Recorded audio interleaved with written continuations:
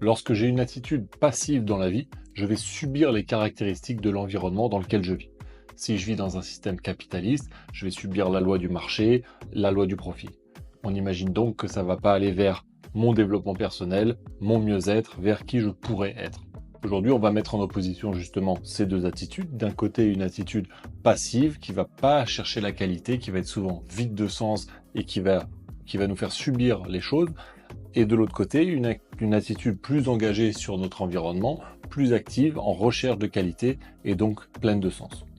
On va aborder tout ça sous 3 angles avec 3 exemples concrets. Le premier, ça va être la télévision. On part donc de cette expérience audiovisuelle, regarder la télé. Souvent, je choisis mon programme, mais ce n'est pas quelque chose qui va m'engager forcément plus que ça.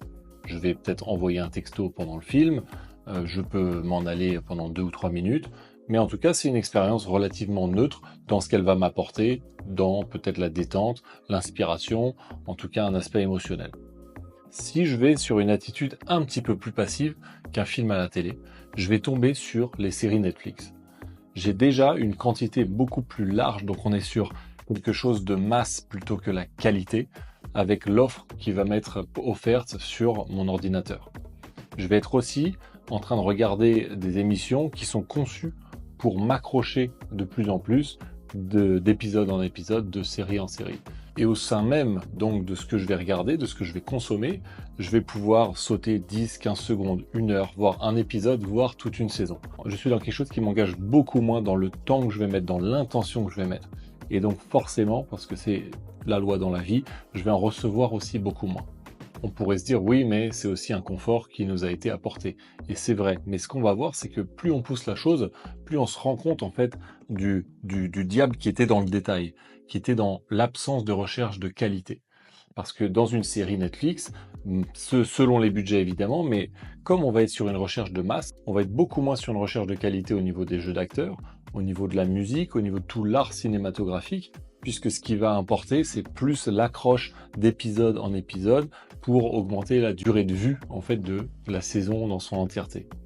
Si je pousse donc la chose un petit peu plus encore du côté passif, je vais tomber sur ce qui est visionnage de short réel TikTok, où je vais swiper toutes les 5, 10, 15 secondes et au bout de 5 minutes, je ne me souviendrai absolument pas des choses que j'ai vues. Et au niveau de ce que je vais recevoir, non seulement les petits pics de dopamine ou d'émotion vont être peu intenses, ils vont être plus fréquents et ils vont être basés sur quelque chose de complètement vide de sens. Donc comme on va voir juste après sur l'exemple avec l'alimentation, on va être sur de la dopamine vide, cheap, gratuite, qui est une chose qu'on entend beaucoup parler dans tout le développement personnel.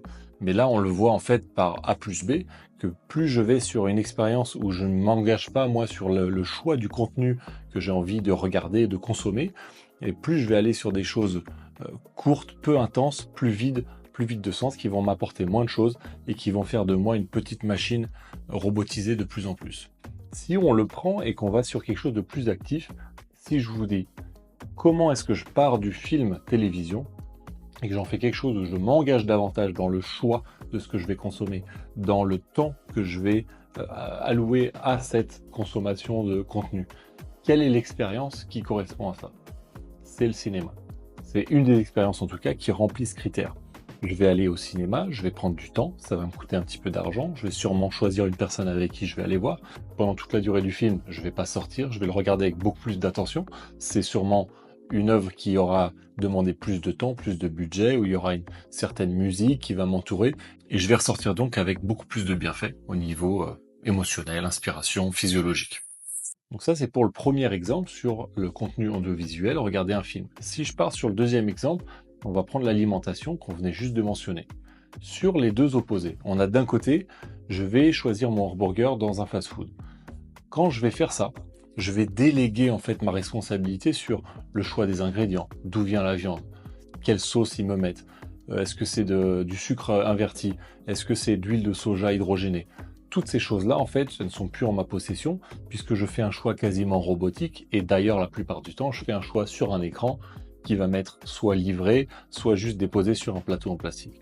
On part sur cet extrême parce que ça va nous rappeler la fameuse notion des calories vides, où je vais avoir de la calorie, mais au niveau de ce que ça m'apporte vraiment dans ce dont j'avais besoin, mais là où j'ai fauté, c'est que j'ai pas fait ce choix, c'était la nutrition. Et donc l'opposé, que dirait mon ami Romain, c'est la densité nutritionnelle. Et on peut le trouver en fait, ces choses-là, sur tous les domaines. Si c'est moi qui vais faire mes courses avec une intention claire en tête de me nourrir au lieu de me remplir de calories vides, je vais faire mes choix d'ingrédients, selon mon budget évidemment, je vais composer mes menus, je vais cuisiner et je vais avoir en résultat un repas qui va être plus dense au niveau nutritionnel, au niveau de la macronutrition, au niveau de ma micronutrition, je vais aussi savoir comment ajouter ma partie hydratation, etc. Donc au niveau de l'alimentation, j'ai la même chose, soit je subis la loi du marché de McDonald's, soit je choisis de façon active et je domine en fait mon menu en préparant mon repas et en choisissant la densité nutritionnelle.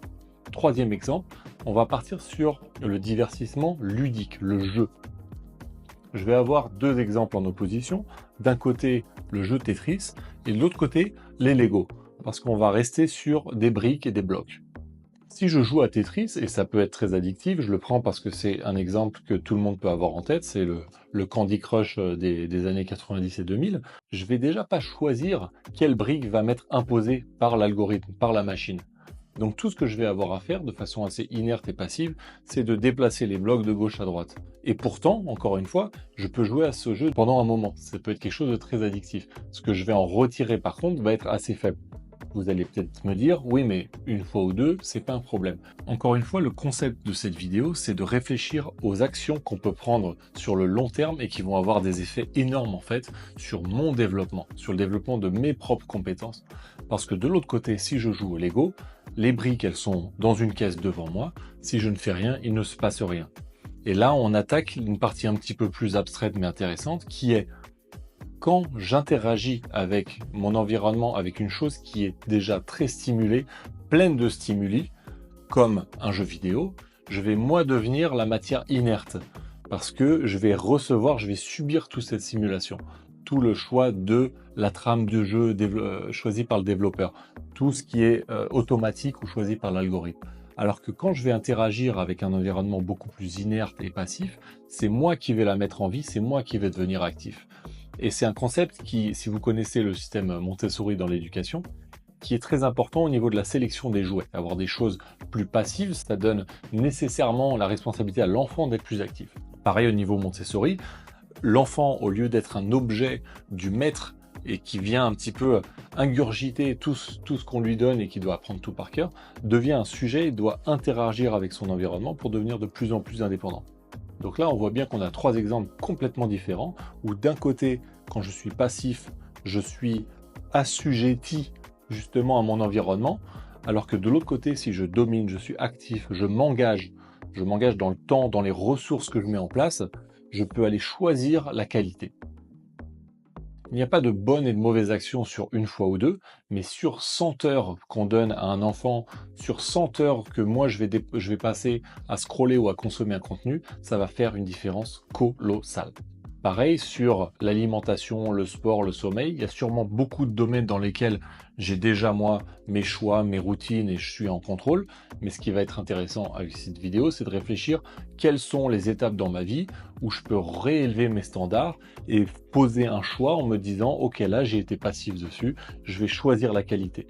Je vais rehausser mon standard pour aller vers un mieux-être à moyen terme et à long terme. Donc, à vous de mettre ça en place. Faites-moi un retour. Dites-moi quelle chose vraiment va vous impacter dans votre quotidien. Et je vous dis à bientôt.